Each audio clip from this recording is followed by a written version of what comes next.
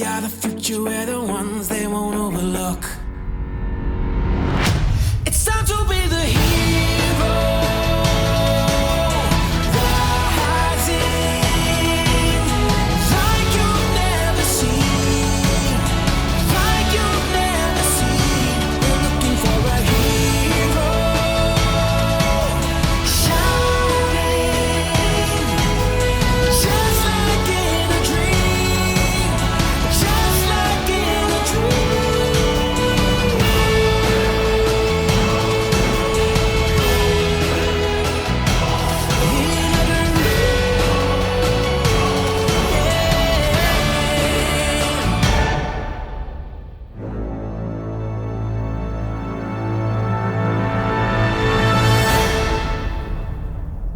¿Cómo has conseguido publicar esto en un país como el nuestro?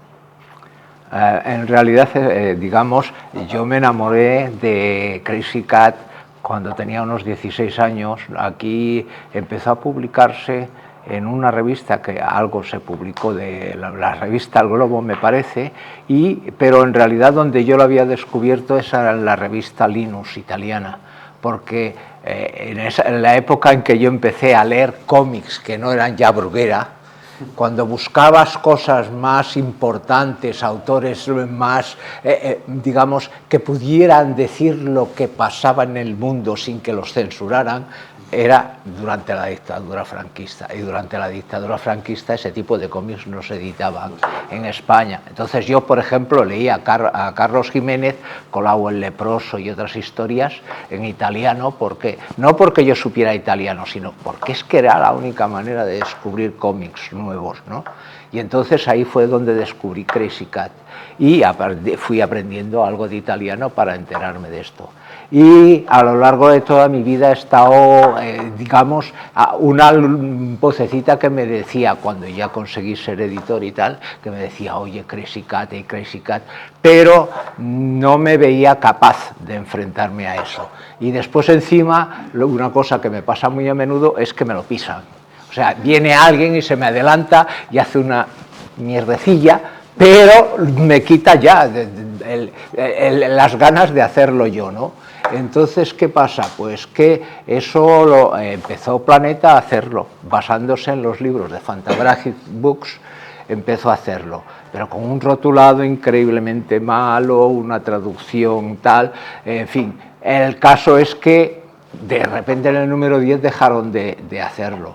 Y yo dije, a ver, que esto es, que sea Planeta, si no edita los libros es porque no vende.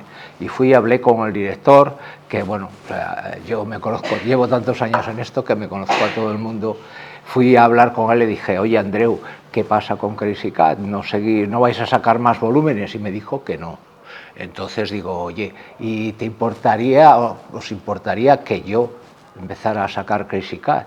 No, tranquilo, ningún problema. Es más, si quieres editar nuestros libros, te doy las traducciones y todo para que lo hagas.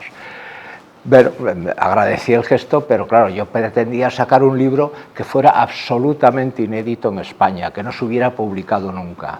Alguna cosa, 1 o 2 páginas de este libro sí han sido publicados en el libro de Norma, aquel grandote, de los no sé qué de los domingos, se llama, y 1 o 2 páginas están publicadas, pero todo el resto es inédito. De todas formas, aquí todo el libro está hecho con una calidad que no existe otro libro igual en el mundo. O sea, con toda esta calidad que hay aquí, o sea, digamos, ya si fuera en inglés sería el máximo respeto a la obra de Crazy Cat, de Herriman.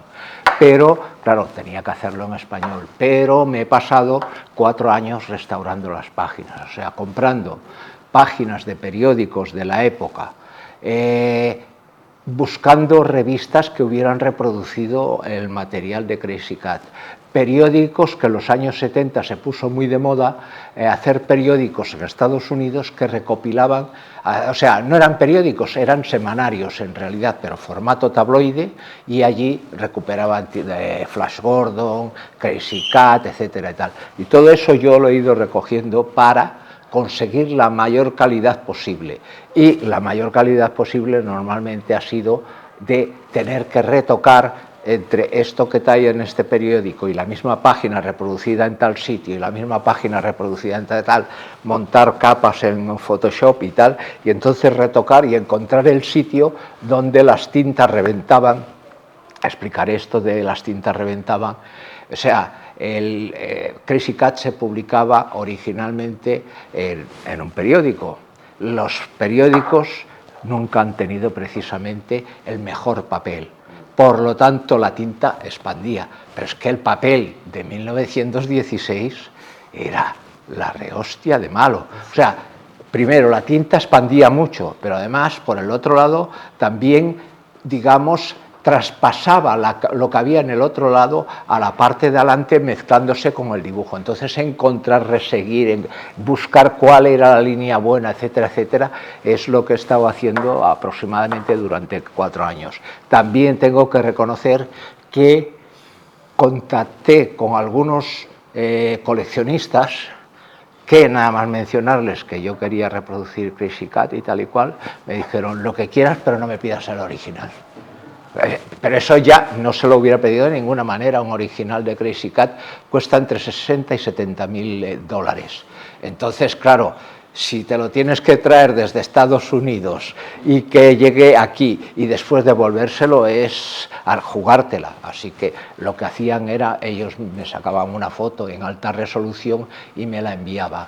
Y todo eso, gente que lo ha hecho de manera muy desprendida. Es decir, toda la gente que se ha involucrado en este proyecto, que son muchos, y en algún momento del libro agradezco a todos, y a lo mejor me dejo alguno, toda esa gente lo ha hecho de manera desinteresada. Algunos de los coleccionistas incluso me pidieron que no mencionara su nombre, porque no les interesa que se sepa que ellos tienen originales. Otros me dieron permiso para hacerlo y lo he puesto.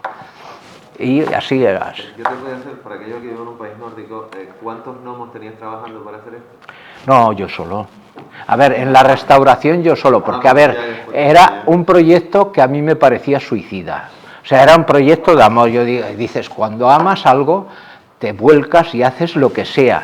Si después sale mal, ¿qué le vamos a hacer, tío? ¿Vale? Entonces, realmente yo hice todo ese proyecto, todo ese trabajo, pensando que venderíamos 500 ejemplares.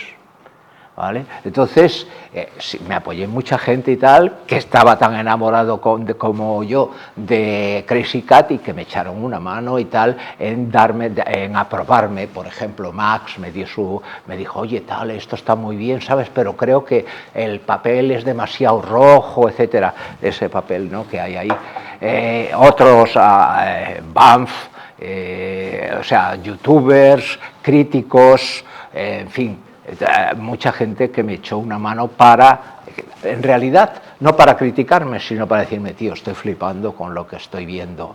¿Cómo puede ser que eso, o sea, es decir, había algunos que me decían, pero si tengo la edición de Fantagraphics y lo tuyo es mucho mejor, es mucho más limpio y todo? Pues, en fin, eso me llevó, digamos, pero yo seguía con la sensación de que íbamos a vender 500 ejemplares, pero por si acaso dije, por si suena la campana, tiraremos 1500. Y entonces, pues hicimos 1500 y se agotó en 2 meses. Es que te iba a preguntar cuántos se vendieron. Eso es 1500, hicimos una segunda edición y también en 2 meses agotamos. La tercera va vendiendo despacito, pero se sigue vendiendo. Que otro de los motivos, a ver, este libro vale 34 euros. Por los costes reales, este libro podría costar 90 euros. Sí. Pero si ponemos ese libro a 90 euros, sí que vendemos 500 o menos. Entonces, lo que yo quería no era dinero, lo que yo quería era gente que leyera ese libro, que se enamorara de ese libro, que se enamorara como yo me enamoré de los personajes. Entonces, creo que ahí hicimos digamos, el tope es decir, se fue construyendo poco a poco. Hay cosas que yo tenía muy claras desde el principio, por ejemplo, esa portada, ¿vale? Esa portada, después igual os muestro aquí, el de adelante. Fijaros, estos son portadas internacionales, digamos, aquella es francesa, esa es italiana, aquella también es... No, esta es española, de SV, esa es española, italiana, esta también es italiana, esta es americana, esta es holandesa y esta es, creo que alemana. Y os dais cuenta que todos inciden en el ladrillazo. Es que es el ¿Vale? Entonces, yo quería algo que, porque en realidad aquí el espíritu es de buen rollo todo el rato, o sea, es decir, todos los protagonistas tienen una relación de buen rollo, es como si estuvieran interpretando un papel, o sea, es decir, yo tiro ladrillazos a Crazy, o yo meto a Ignaz en la cárcel por los delitos y tal, pero hay momentos en que se entienden, ¿no? Entonces todos los personajes es coral, pero claro, aquí la ilustración en realidad, creo que también la tengo, no, o está al final, sí, mirad, ¿veis? En realidad la ilustración, esta ilustración tiene además de bueno que es una ilustración coloreada por el propio Herriman, ¿vale? O sea, no es... porque en las páginas dominicales que se empezaron a publicar en 1936, el color se lo daban los grabadores, no se lo daba él, hacían lo que les daba la gana y tal, pero él daba un color muy bonito, muy exquisito, y entonces aquí lo que pasa es que si metíamos todo esto en portada, o sea, se quedaba más pequeño, yo quería que se viniera más a primer plano. Entonces, a principio la portada es esta, pero después en el interior están, la portadilla, están todos los personajes.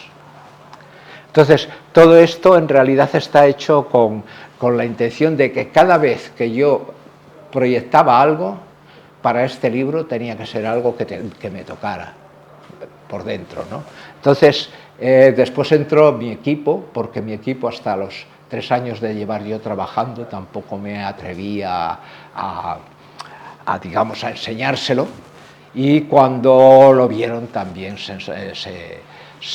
digamos, se enamoraron de los personajes y tal y cual. Pero me guardé una cosa que me rondaba por la cabeza durante mucho tiempo, era el darle este color a los bordes, que es como muy parecido al de aquí, pero que le da ese encanto al libro.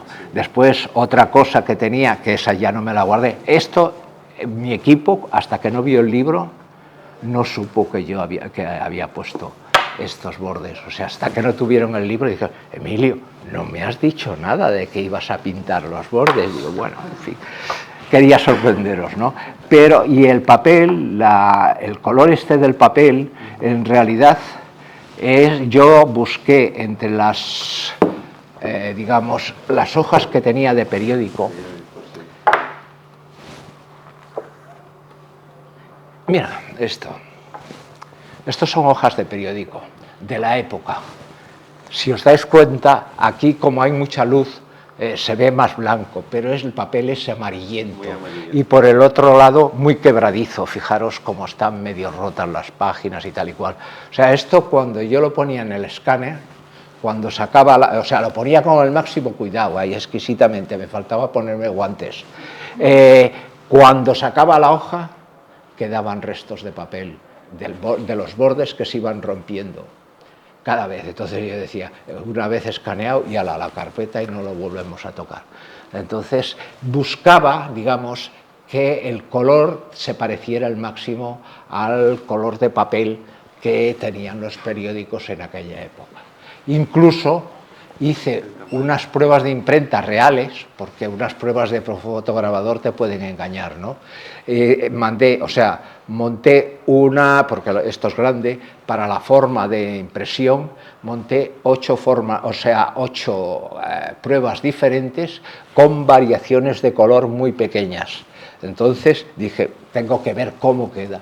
Y hicimos una tirada de 300 hojas que después se recicló, pero que me permitieron escoger el color exacto que es el que íbamos a reproducir.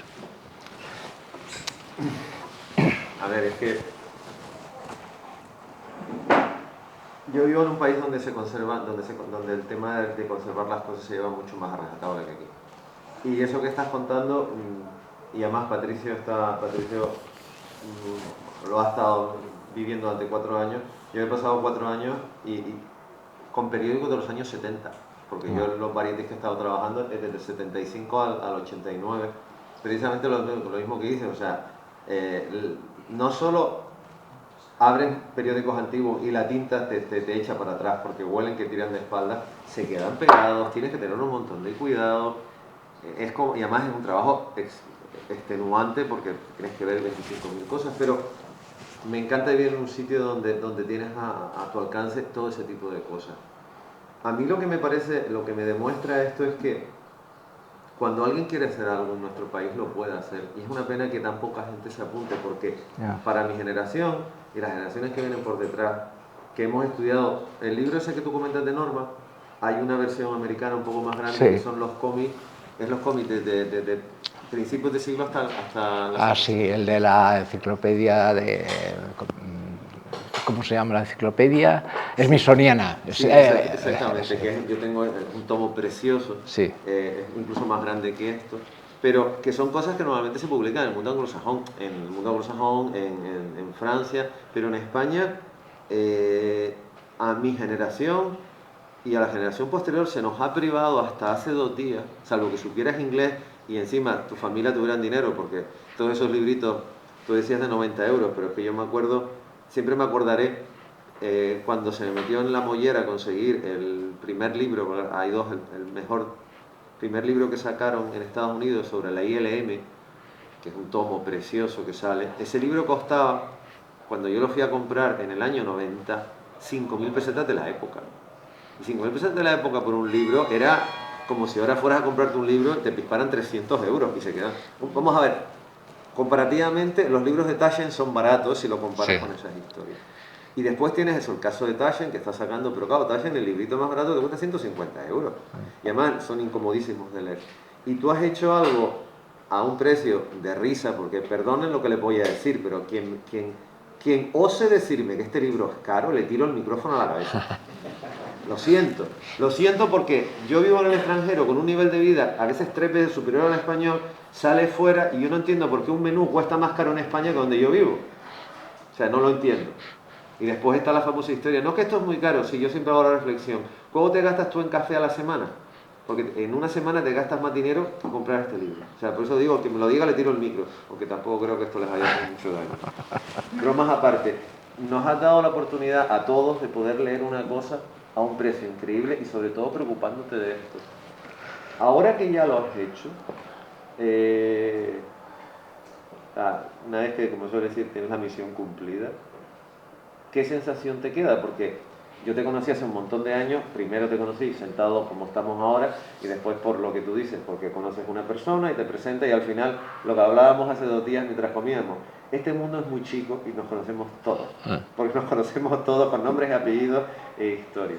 Pero después de todo eso, ¿qué sensación te queda? A ver, la sensación es maravillosa, porque es que si has dedicado 4 años de tu vida a hacer algo en lo que crees profundamente y que piensas, estás pensando que solo se van a dar cuenta 500 personas y resulta que hay 3.000 personas que ya se han dado cuenta, lo han comprado, lo valoran, todo el mundo te felicita. A ver, en realidad lo bueno de las felicitaciones es que son felicitaciones, es a alguien que le ha gustado lo que haces, pero si te lo dicen a bocajarro, te quedas como no sabes qué decir, o sea, decir, no, yo lo he hecho porque él quería hacerlo, realmente no lo he hecho por hacerte un favor a ti, o sí, lo he hecho por hacer un favor a cualquiera que quiera tener una cultura y ver un buen trabajo hecho, ¿no? Pero sobre todo lo que tengo es la satisfacción de que ha funcionado, de que la gente lo reconoce. O sea, yo le explico a autores, autoras y tal, que el mayor, digamos, satisfacción, la mayor satisfacción que uno recibe cuando edita un libro del autor es a cuánta gente llegue el libro, no cuánto dinero te den por él. toda esa gente que ha comprado tu libro crea como un cordón de unión, algo que te reúne con él, que crea como una comunión. Entonces esa, digamos, es la sensación que tengo yo cuando la gente me viene y me dice tal, es como si fuera familia lejana, pero sabes, alguien que le gustan las mismas cosas que a ti. Sí, yo como autor es lo mismo, o sea, cuando tú escribes un libro y te viene alguien y te pone el libro delante y primero, para mí es la responsabilidad de que alguien se ha gastado el dinero por algo que tú has hecho, pero te empieza a hablar y te quedas como, no sé, es realmente, es lo que tú dices, es un nexo de unión, que sea familia lejana, pero sigue siendo bonito. A ver, como se trata ahora de que ustedes también hagan parte del trabajo, porque por eso están, si no sería como un encuentro virtual, que desgraciadamente pueden preguntar poco. Además yo puedo seguir después dando la lata, o sea, no hay problema, afortunadamente. Quien quiera preguntar, por favor. Para eso viene usted. Miedo me das, Manuel. No, No, es broma, es broma. ya lo sé que es broma, conociéndote como te conozco. Yo simplemente voy a comentar cuando establecí yo contacto con Crazy Cat. En el año 68, la primera revista de crítica que conocí yo fue el Fénix francés. Sí, la revista. Y ahí fue cuando vi yo por primera vez páginas de Crazy Cat, sí. que me quedé francamente asombrado. Digo, este tipo es un verdadero genio, único. Además, a mí lo que más me asombraba es cómo cambiaban los escenarios también, sí, con una proyección al absurdo. Yo decía, esto ni los hermanos Marx, hermanos. Sí. Y no me extraña nada que Max, ¿dónde está Max? Está allí. Por allí le haya dado consejos, porque yo creo que Max tiene muchos esquemas del Crazy Cat. Pues Max tiene muchos toques Crazy Cat, ¿no? Y para mí es uno de los personajes fabulosos. No ha envejecido. Cuando yo leí Crazy Cat por primera vez, me parecía que estaba recién, me parecía que la tinta estaba fresca. Yo no ha envejecido absolutamente nada. Y como los escenarios también son, digamos, bastante impersonales, pues es una historieta que no envejece nunca, en mi opinión. No, igual si alguien opina que para mí no ha envejecido absolutamente nada. Y si ves los cortos de animación, que yo los vi hace un par de años, te quedas como diciendo, y esto está hecho en 1916. O sea, porque está tan bien hecho, o sea, además tiene esa capacidad como de ir un paso por delante, que hoy tú los pones ahora en cualquier festival de cine y la gente dice, están esperando a ver que salga el director. Y le dicen, mira, perdona, pero el director se debió morir hace como 30 años. O sea, incluso eso, o sea, Disney empezó a hacer las cosas en la década siguiente. O sea, Disney empezó a hacer sus cortos de animación en la década siguiente. Y ya alguien vio que esto tenía un montón de posibilidades de que fuera animación. Una animación muy elemental, pero como es tan simple, te permite un montón de posibilidades. O sea, es lo que te he dicho, es que una buena obra es la que es capaz de evolucionar con el tiempo. Y esto es lo que tú los lees ahora y dices, ¿y esto lo hizo un tipo en 1916? ¿De qué siglo? Porque es que eso es lo que coincido totalmente con lo que dices, que es totalmente contemporáneo. Yo creo que muy pocas obras que he leído yo o que he visto por primera vez me han asombrado tanto como el Crazy Cat. Yo me quedé pero boquiabierto, vamos, digo, ¿esto es posible? Pues eso me... Tú estás diciendo, y del 16, ¿cómo es? Sí. No me lo podía creer. Y luego quiero dar un apunte también con respecto a esa coloración que coge las páginas. Yo conservo todas mis páginas. La primera página que salió mía fue en el 73. Yo las guardo en unas carpetas. ¿Cuántas tienes? ¿Cuántas tienes? Perdona. Miles. Voy por las 2.450. En mí todo es una desmesura ya. Ya. Por eso he preguntado. Sí, pues yo cojo una página de la primera página mía o de las primeras, y como están fuera de la luz y tal, están en el blanco inicial, o sea, no ha perdido absolutamente nada.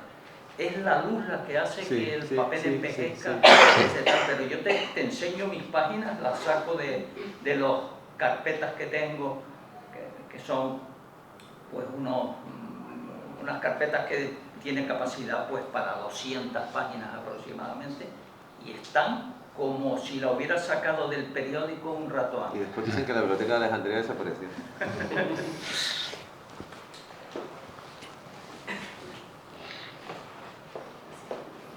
Hola chicos. Hola.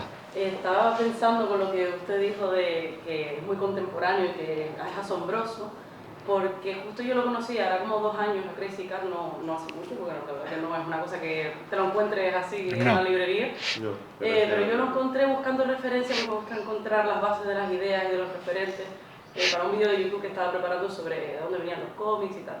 Y me lo encontré y vi que era la referencia para Tom y Jerry.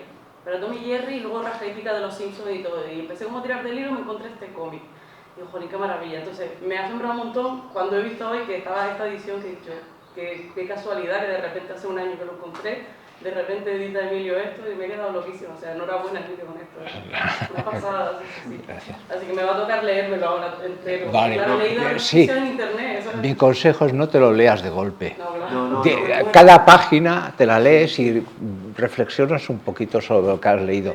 A veces no hay un mensaje muy profundo, pero cómo organiza las páginas, cómo organiza el movimiento, tal. Porque le explicaba, creo que a ti ayer, que al principio Herriman numeraba las viñetas, porque estábamos en los principios del cómic.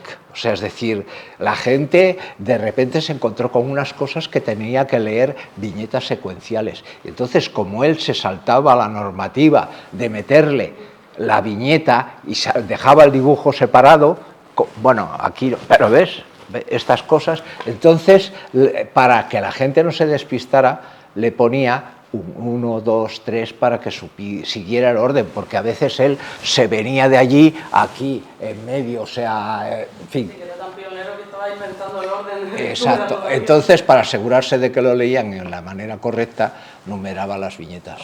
No pasaba nada. La verdad que es una edición guapísima. Y yo he leído resquicios de internet y yo entiendo que esto será leer poco a poco porque como son dominicales, ¿no? Sí, el exacto. periódico que- Cada página es una historia, o sea, es decir, no continúan, o sea, continúa argumentalmente la relación de los personajes, pero cada página es un gag en sí, Claro, ¿vale? hay que pensar que estoy leyendo como una parte de un periódico de cada día. Y ya está. Sí. Ok, gracias. De nada.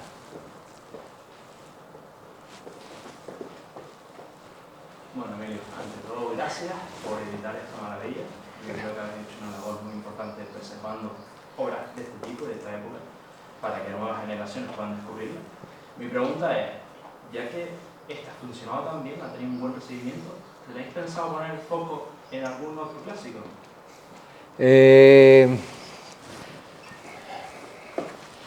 No. A ver, foco sí, pero posibilidades no.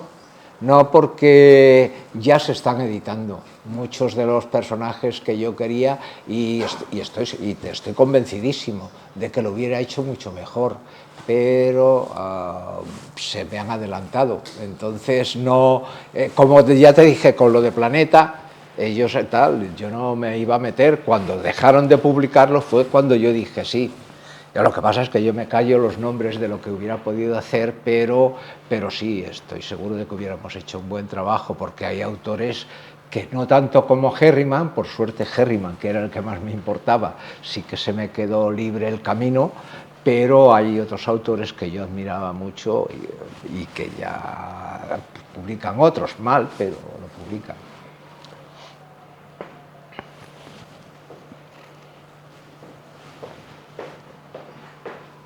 Entonces Nancy no lo vas a editar.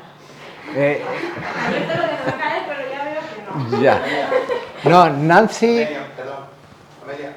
No, o sea, solo quería... No, si es para que se grabe. Ah, vale. Vale. Es que si no, no se oye, No, se que vea. ayer es que en la cena le dejé caer lo de que me hubiese gustado que en España se editase Nancy, que creo que hay alguna cosita, pero que se dejó de sacar y digo... Vale, ya me acaba de contestar que no tiene... Podría ser. Nancy no es de lo que estén publicando en España, pero pero ahora mismo es un material que yo conozco menos, que leí de niño, pero no de adulto. O sea, lo que te contaba de que a Lucas Varela le encanta, pues tal, pero... Y es un personaje que a mí me caía muy bien, que aquí se llamaba en España, se llamaba Periquita.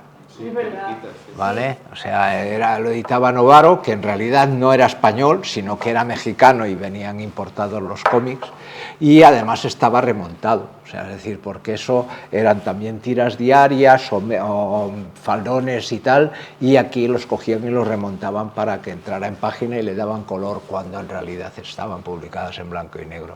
Un apunte, yo tengo toda la colección de Novaro de Periquita.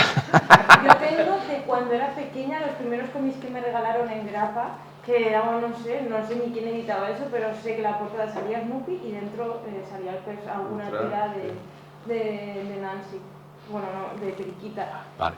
Pero yo creo que es un poco como Crazy Cat, un poco atemporal. Que yo, por ejemplo, siento que Crazy Cat, ya lo habéis comentado, pero cualquier persona de cualquier generación lo va a leer y va a sentir que va a ser como un Calvin y Hobbes o como Mafalda, que son cómics que son atemporales. O sea, bueno, pues Emilia, ahí después tú. Vale. Era una pregunta sobre el valor que tenía ese tipo de autores, porque hay que contextualizar que Herriman vivía junto con Lionel Fanning, por ejemplo, con Little Nemo en Slumberland, Sí. con Winsor McCay. Eran una generación de fenómenos que no sabían cuáles eran los límites del cómic. Claro, Iba sí. descubriendo mientras lo hacían. Sí.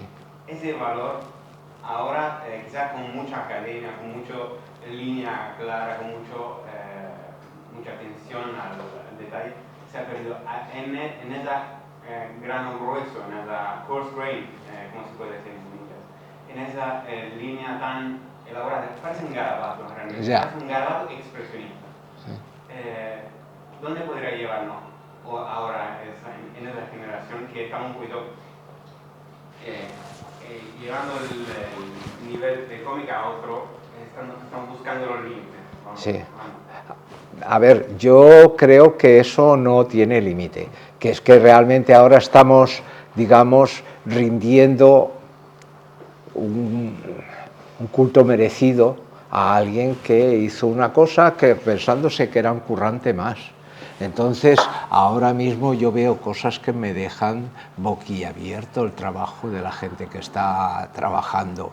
Entonces, es posible que esos autores y autoras pues a lo mejor reciban influencias de Herriman o reciban influencias de Segar o del autor de Periquita, o vete a saber de dónde, pero todo eso nos va a dar para descubrir gente que lo vas a flipar, si ya está pasando ahora mismo, o sea, es decir, realmente ves, o sea, yo procuro estar al día de todo, pero a veces veo unas cosas, digo, hostia, ¿de dónde ha salido este hombre, esta mujer? Bueno, este hace tiempo que ha salido, ¿no? Pero sí es verdad, o sea, es decir, por ejemplo, en el Víbora, cuando hicimos el Víbora, ahí salió un montón de gente que rompió todas las reglas también. El respeto por la política, el rey, o sea, meter al rey de malo, en fin, hacíamos lo que nos daba la gana, nuestros personajes, bueno, digo nuestros porque yo me considero del Víbora,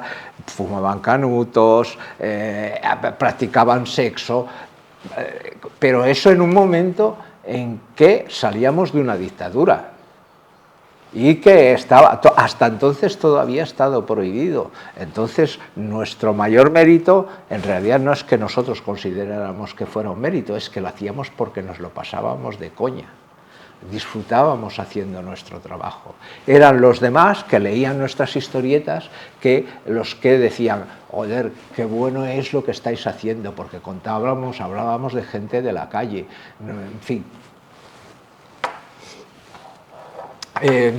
Lo dejo aquí porque para volver a Crazy Cat, si se puede. Los años, por ejemplo, de Kerouac, Sí. de On the Road, de Sí, Calvin y Hobbes, por ejemplo. A ver, Calvin y Hobbes, si no hubiera existido Crazy Cat, probablemente no existiría Calvin y Hobbes. Y Robert Crumb también ha cogido Claro, ese grano grueso, claro, Bruce Green, sí. muy gustoso. Y el trazo también es de él, sobre todo en los primeros años 60, cuando él hacía las primeras historietas, 60, 70, le dices, hostia, creo que incluso hay alguna cosa, y escoger un gato malo, no malo, chungo, un cabrón, machista y tal, pero, en fin, que si todo eso marcó mucho a Shelton también, le marcó mucho. De hecho, Pulp Fiction, o sea, Pulp, el tipo de papel que era de baja calidad, Sí. que daba origen a un tipo de literatura popular, pero el tipo de papel le añade un cierto tipo, permite un cierto tipo de lo que ahora da problema a la hora de restaurar, de cuidar el papel. Sí, pero los libros Pulp tienen una cosa a su favor, están cerrados, ¿vale?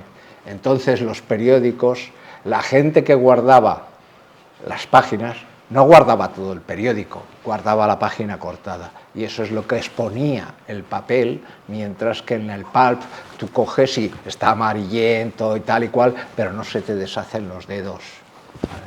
Esto, mira, os lo he sacado para que vierais una parte del trabajo que hicimos, ¿no? Esto es la página mejor reproducida que existía hasta este momento, hasta el momento de Crazy Cat. Si os dais cuenta, aunque hay mucha luz, aquí se ve como una especie de ventana, o una puerta, o algo, como algo que lleva a no se sabe dónde, pero en realidad no es una ventana, es una mancha del periódico en la otra página, ¿vale? Entonces, eso, fijaros, ahí ha desaparecido y está, digamos, todo más claro. O sea, esto es de lejos. La mayoría de las cosas, en realidad, yo os digo que si tú ves el libro en el que está reproducido esta página, tú dices, hostia, qué bien, qué bueno y tal y cual. Es cuando le pones la otra página al lado cuando dices, ah, esta está mejor.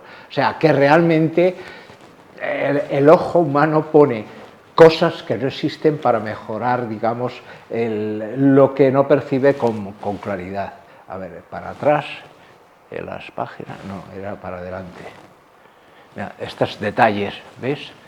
Esto es la página que hemos visto antes, cómo se ve Crazy y cómo se ve en la restauración. Ya se ve en el texto, aunque no he restaurado textos, yo he restaurado dibujos, pero... ¿vale? ¿Cómo se hace, amigo, de restaurar dibujos? Pues con mucha paciencia.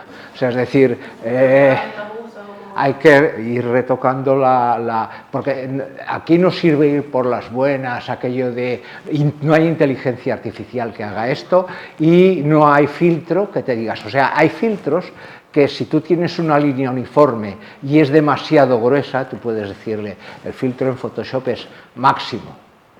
Y entonces coges y te adelgaza todo un poquito. Pero claro, si le das un filtro de esos a esto, te lo adelgaza todo, pero no correctamente. ¿De acuerdo? O sea, es decir, a ver, ¿cómo va esto? ¿Cómo explicarlo? Digamos, en el papel tiene una fibra. Imaginaros que esas fibras lo veis en grande y es una montaña. Son montañas, ¿vale? Y entonces pasan los ríos que van buscando entre las montañas por donde pasar. Entonces la tinta en el papel, hay como esas montañas que son la fibra, ¿no? Entonces cuando cae la tinta, en estos papeles que son tan malos, expande, pero no expande con regularidad. Expande buscando esos caminos de la fibra. Y claro, las fibras son irregulares. Por lo tanto, tienes que ir a buscar la parte en que es fibra y decir, no, el dibujo Herriman lo llevaba por aquí y esto de aquí, esta parte de aquí es expandido porque se ha colado en la fibra. A ver, es que por eso he tardado 4 años. Hay otras veces que es más fácil. Y estas cosas lo que provocan, aquí, mira, fíjate, ¿veis esta cola? ¿Y veis esa cola? Esto es, cuando lo imprimieron esto, pero la tinta al caer expande y entonces empezamos a tener solo este resultado. Por lo tanto, es la parte, o sea, es algo que hoy en día, en los papeles de hoy en día, se produce muchísimo menos. La tinta siempre expande, pero en aquellos papeles es que expandía muchísimo más. Además era usar y tirar. Es que también hay que entender Claro, es que, era o sea, es que los mismos autores no le daban valor a su trabajo, o sea, para ellos eran currantes, sí, se reunían como amigos, se lo pasaban bien y tal, pero eran unos currantes. Es como aquí en España pasaba lo mismo con Bruguera y todo eso, o sea, es decir, nadie le pedía al editor que le devolviera los originales, porque eran curros, o sea, la gente, Josep Coll, que era un gran dibujante español, cogió en un momento determinado y dijo, mira tío, yo gano una mierda aquí, me voy a trabajar a la construcción que gano más, y estuvo 30 años sin volver a dibujar un cómic. Era un gran albañil. Y era, sí, eso es lo que me Yo dijeron. soy aparejador, lo digo Sí. porque siempre nos hablábamos Sí. de colega a colega, ¿no? No, yo solamente decir, les pasamos el micro porque es que estamos grabando y si no hablan en el micro no se oye, o sea, se oye un silencio. El único que se oigo soy yo, que soy el enchufado, que me han puesto un micro encima.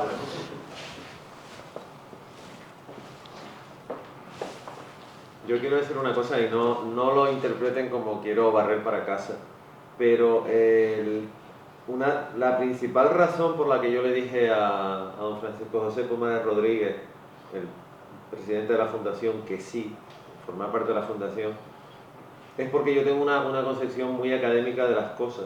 Entonces, a mí siempre me ha molestado mucho el que esto sí puede estar dentro de la universidad, academia es una traducción literal, dentro de la universidad y esto no. Y claro, después de 2 décadas viviendo en un país donde en mi ciudad hay 4 campus universitarios a falta de uno, y no es una ciudad de 20 millones de habitantes, no se crean, porque Helsinki tiene 620.000 habitantes. Allí no hay discriminación, o sea, allí se entiende que la universidad sirve lo mismo para promocionar el cómic que para promocionar un trabajo como el que ha tenido Manuel, como cualquier otra persona. Y yo creo que cosas como estas lo que hacen es enseñarle a la sociedad, incluso a esa gente que está dentro de la universidad, que tiene unas ideas muy rígidas, que cuando tú te lees esto, no te estás leyendo una página de un dominical que se publicó en Estados Unidos por un señor tan particular como William Randolph Hearst, sino te estás leyendo una suerte de análisis sociológico de una sociedad determinada. Porque esto está publicado, en 1916, en Europa, la gente se estaba matando en medio de Francia por 2 metros de terreno, en Estados Unidos no. Y él refleja lo que pasaba en su país.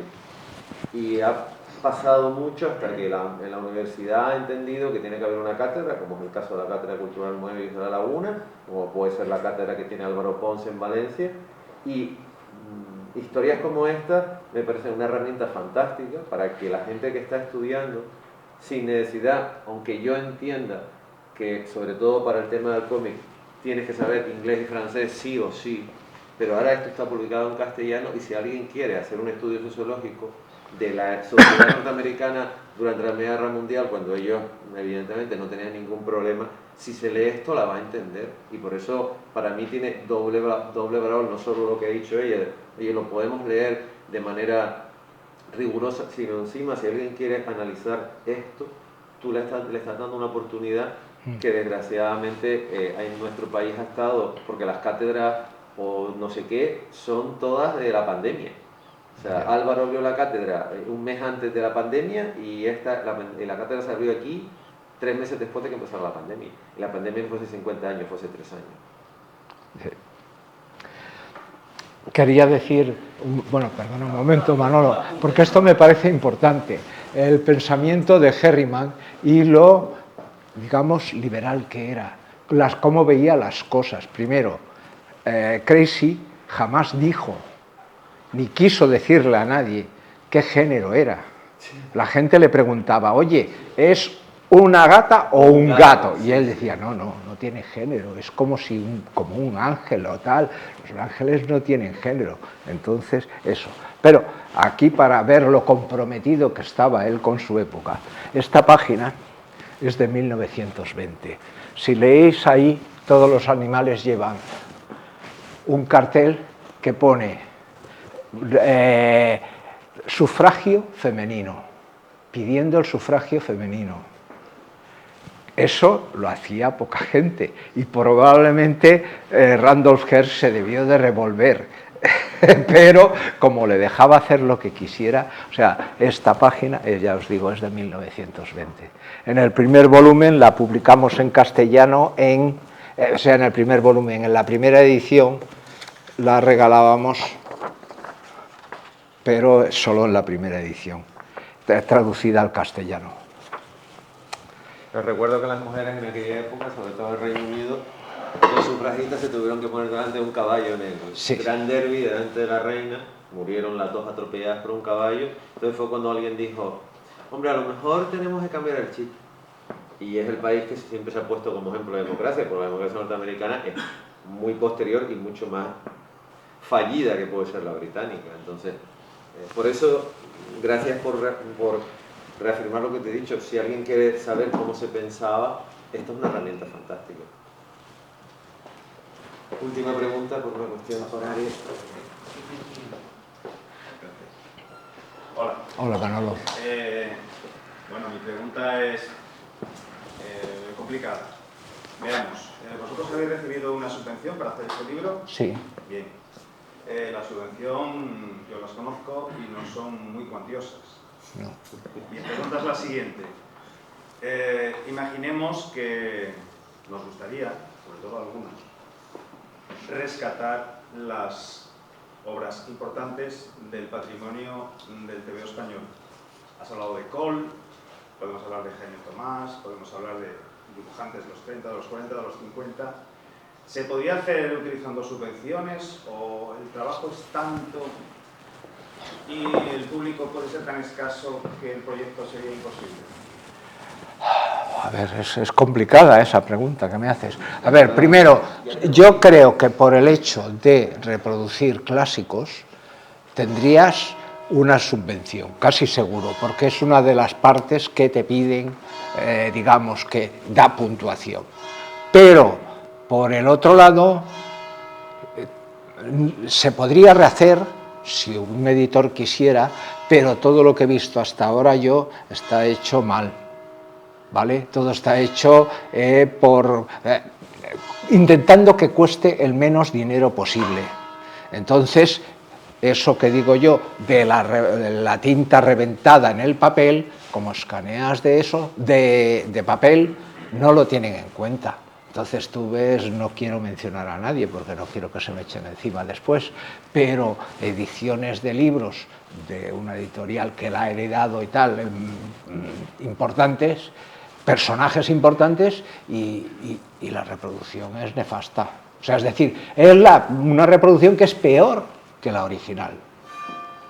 Que es peor que la original. Es decir, que puesta, impresa, el original y después la reproducción que se ha hecho hoy en día está peor reproducido.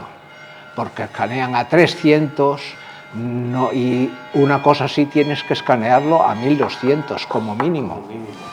¿Vale? Entonces escanean porque a 300 vas más rápido, es que tardas una cuarta parte del tiempo. Entonces no se preocupan del grueso, de los niveles, etcétera. Digamos que sí se puede hacer, pero que lo haga alguien con cariño. O sea, no hay tantos Caldas, y Caldas se dedica más al americano. Que Caldas se hizo también una buena edición de Crazy Cat de unas páginas seleccionadas. Vamos a quitar 2 minutos a Max, que ahora tenemos la charla con él. Sí. Para la última pregunta. Gracias, porque hoy he madrugado para venir. Entonces, nada, la pregunta es muy sencilla. Primero, felicitarte por las ediciones de La Cúpula, que últimamente está recuperando álbumes que ya estaban muy desaparecidos, descatalogados, y son unas ediciones exquisitas. Me refiero no solo a este que estamos hablando hoy, sino también a Los sueños del niñato de Gallardo o el Juan Jaravaca de Mediavilla, que es un material que se ha recopilado y que está francamente bien. Y Taxista. artista y no, hay unos cuantos que últimamente nos está dando bastantes alegrías. La pregunta es si el Crazy Cat se queda en este volumen o vas a seguir editando años A ver, siguientes. no se quedará a menos que yo me muera, ¿vale? Si no, yo calculo que 2 años, porque el siguiente material está mejor conservado, por un lado, y por el otro lado hay más originales disponibles para ir restaurando.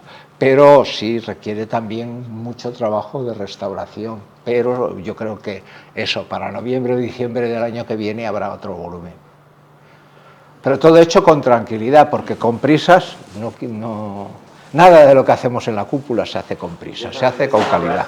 Cogen el calcetín y empiezan a guardar dinero y no se lo gastan en otras cosas que no tienen ninguna razón. Incluidos los libros de Max. Por supuesto. Vale, Eso, cuidado. Además le dije a Max que tiene 2 fans, fundamentalmente uno de 5 años y casi 5 meses, que se va una noche, sí y otra también, leyendo Yoshi la lluvia. Ya el padre se la sabe de memoria y ahora el niño también se lo sabe de memoria. O sea que tiene, y además eso me encanta porque es relevo generacional. A ver, muchas gracias por haber venido, muchas gracias por asistir, muchas gracias a todas las personas que hacen posible Santa Cruz Comic. Tienen un par de minutitos y en un par de minutitos hay que volver a fichar para la charla con Max.